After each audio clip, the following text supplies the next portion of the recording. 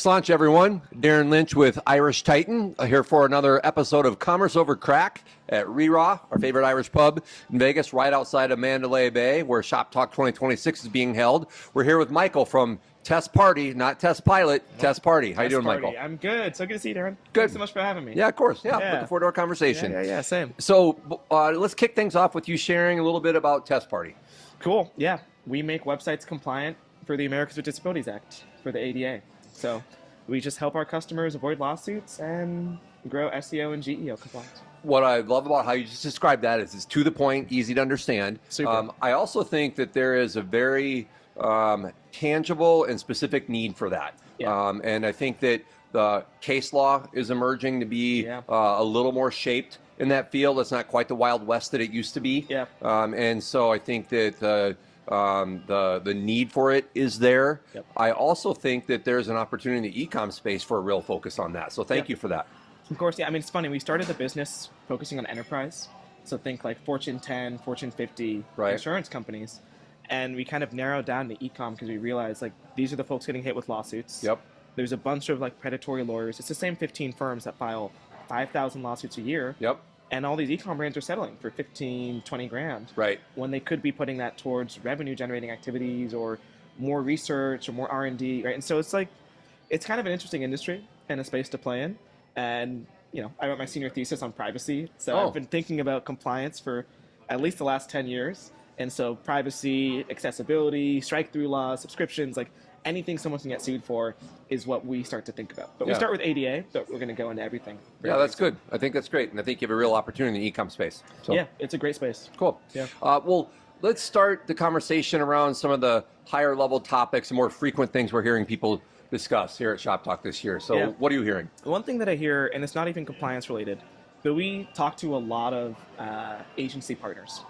And oftentimes agency partners are trying to reconcile with AI. Yep. And how is AI changing how they do business. And obviously everyone's thinking about these tools and Claude and ChatGPT and whatever, but what I find more interesting is the economics of how an agency might shift due to AI. Yep. Right? When you're working with a client who wants you to charge by the hour and AI makes you more efficient, it actually hurts your bottom line. Right. And so I've been talking to a lot of agencies who are thinking, how do we do project-based models? Yep. Which feels very consulting-y, where you're like, okay, you want to do an email integration with one of these providers like a Klaviyo or something. That project costs $5,000. Yeah. And it's on the agency to reduce costs by using AI more efficiently. Yep. And since these tools are changing stepwise every 6 months, if you charge by the hour, you're going to be shooting yourself in the foot. So that's a big topic of conversation I've been having on the agency side, which actually surprised me. Yeah. Just thinking about like what are the secondary effects of these sorts of changes. Yeah, that's an interesting observation, and I'll give you credit because nobody's really spoken about that angle so far. AI has been the common theme with this first question of these Commerce Over Craic episodes. Yeah, of course, yeah. Literally everybody started with that. But you're the first one to take it from that angle, and your topic that you shared is a frequent point of conversation amongst me and my peers. We talk about that a lot. I think that for years our industry has tried to figure out the soup of how we price, right? Yeah. Time and materials is sort of the easiest, and sometimes the appropriate one. Yeah. Values-based pricing, retainer-based pricing, shared results, performance-based pricing, fixed bid. All of those are relevant and sometimes easier, sometimes more difficult. And AI is sort of blowing all of that up. So it's an interesting time with how we as SIs price our services and our value. And I see a future of like cost plus, where it's like, okay, we know that this is the cost of technology and this is the cost of labor, like amortized across like all of your customers, and we want to make at least an 80% margin. Yeah. Or whatever it is, right? Like that's software margins, whatever you want it to be for your agency. Yep. Throw a dart at a wall, and now you have your pricing. Yeah. I think it's going to feel uncomfortable because people are going to be like, why is it charged? Why do you charge like that? And the answer might be, we just want this margin. Right. Which sometimes customers may not accept, but that's the world of software. That's what people have been doing in the SaaS space for years, right? Yeah, that's an interesting take because, if you adopt that pricing and they ask why and you say we want this margin, one of the benefits in taking that approach and sharing that is the transparency of that and living in the daylight, which in general is pretty well received. Sometimes that's going to be well received and we are the ones concerned about how it might be received or not. More than the customer is concerned. Right. Yeah, or the brand. Right. Yeah. So speaking on behalf of the ecosystem, agencies, tech partners, platforms, everybody, what are the things that you think that we can do as an ecosystem to help merchants win, to help merchants get customers, keep customers, operate more profitably? What do you think we can do to help them win? Yeah, my New Year's resolution this year was to do something called the Bradbury Challenge, where I read one poem a day, one short story a day, and one essay a day.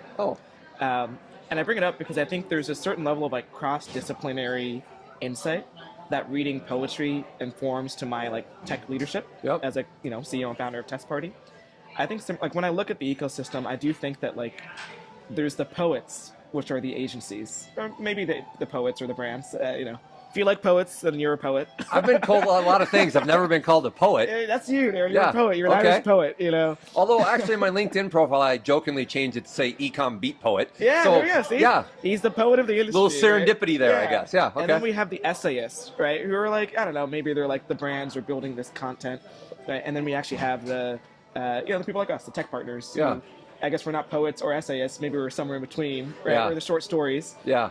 But I think it's important to bring different groups in the room together, and I think that's going to help the ecosystem. Yeah. What's interesting is that we host a lot of dinners when we come to events like these. Sure. And we just will bring 30 ecom brands in the room, and we'll just put them at a table together and just give them a hard question.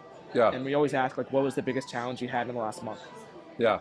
Yeah. And people just talk and connect each other. Like we don't have to do anything. Yep. And so there is a certain level of like connection that matters in the space. And that's just like our ethos is like find smart people, figure out their problems and help them solve it. Yep. And even if it's not related to our business, like, karma's going to come back around and make you a little bit better. Yep. But I think that's why it's like that cross-pollination is super, super relevant. And that New Year's resolution is called the Bradbury Challenge? Yeah, it's after Ray Bradbury. He wrote Fahrenheit 451. Right. Yeah, and so that was what he did his whole career that made him a great writer. Interesting. And, I was a philosophy major, so I love writing. Yeah. So, I just, that might be what I do after this company. Well, we have a bit of a shared philosophy because, like at Irish Titan, I try to implant in us that we don't sell, we help. Yeah. And we like to host a lot of curated dinners that aren't sales pitches; they're conversations. Right. Kind of like this, conversation about maybe what challenges a merchant's facing, or what their motivations are with what they're trying to accomplish going forward. And if you can have those sorts of conversations, people will open up because they don't feel like they're being sold to. Yeah, exactly. They feel like it's just a conversation amongst business people with shared mindsets. And I think that goes a long way towards reflecting one of the first things that attracted me to the industry, and that's the abundance mentality that exists in our ecosystem. I don't even know if I knew that phrase back when I started Irish Titan, but the better we do as a whole, the better we all do, rather than a scarcity mentality where if we don't get a deal and a competitor does, it's a zero-sum game. I just don't believe in that. And I think our space shares that mindset quite a bit. And I don't even know off the top of my head how much of commerce happens through e-commerce. Let's suppose it's 50% or 60%. Yep.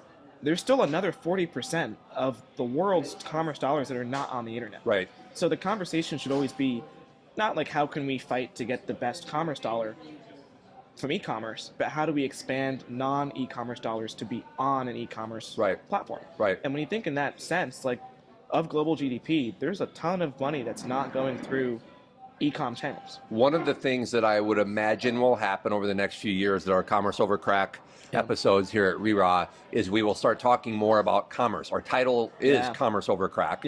And so at Irish Titan, we already are adopting over the last year or two the terminology more around commerce than e-commerce because they're blending. And I'll give you one other idea here that I see popping up in tech commerce a lot, or like the tech world. And it's the idea that, like, let's suppose you have an AI agent that's going to use Cloud Code, it's going to make tools for you. That AI is going to make choices on what technologies to install. And it's also going to make choices on what technologies to buy. I think there's a similar world where there's probably going to be agentic commerce, not from like me using an agent to buy a tool for me, but an agent using commerce to buy technology or tools or physical products for itself. Right. You say, hey, warehouse, I need you to refill yourself and stock as you need with the best product on the market today. And there's no human oversight, but it's an agent buying and stocking and restocking based off trends. A commerce version of Moltbook. Exactly. Yeah. Exactly. Yeah. Exactly. That I think is give it 3-4 years. Yeah. That'll be a big discussion point, I bet. Interesting. Yeah. Well, this was very thought-provoking. Yeah. Enjoyed this conversation, Yeah. Michael. This So was good to great. meet you. All right. Thanks so much. Thank you, everybody, for tuning in. Round of applause virtually on the other side of the screen to Michael. There will be more Commerce Over Crack episodes in the future. Sláinte.